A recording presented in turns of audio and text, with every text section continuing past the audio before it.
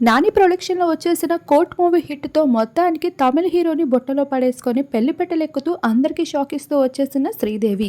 ఒక ఇన్‌ఫ్లుయెన్సర్‌గా, టిక్‌టాకర్‌గా, Insta, social media అకౌంట్స్‌ని use చేస్తూ ఎంతో యాక్టివ్‌గా కనిపిస్తూ ఉండేది శ్రీదేవి. ఇక తన యాక్టివ్‌నెస్‌ని అలానే మరో లావణ్య త్రిపాఠిలా కనిపించే తన లుక్స్‌ని చూసి నాని అయితే ఫిదా అవుతూ వచ్చేశారు. తన మూవీ హీరోయిన్ కోసం వెతుకుతున్న సమయంలో శ్రీదేవిని చూసి ఒక్కసారిగా తనే హీరోయిన్ కావాలంటూ ఫిక్స్ అయ్యారు. ఇక తన యాక్టింగ్ కూడా ఎంతో నేచురల్‌గా అదరగొట్టడంతో నేచురల్ స్టార్ నాని ప్రొడక్షన్‌లో వచ్చేసిన 'court' movie block buster hit అయిపోయింది. ఇక శ్రీదేవికి సినిమా అవకాశాలు లేవా, తెలుగింటి అమ్మాయిలకి పెద్దగా ఇండస్ట్రీలో అవకాశాలు ఉండవు అని ఇంకా అందరూ తనని సైడ్ పెట్టేస్తూ ఉండగా శ్రీదేవి ఒక్కసారిగా తమిళ్ హీరోతో పెళ్లి పెట్టెలెక్కేసిన కొన్ని ఫొటోస్‌ని రిలీజ్ చేసుకుంటూ వచ్చారు.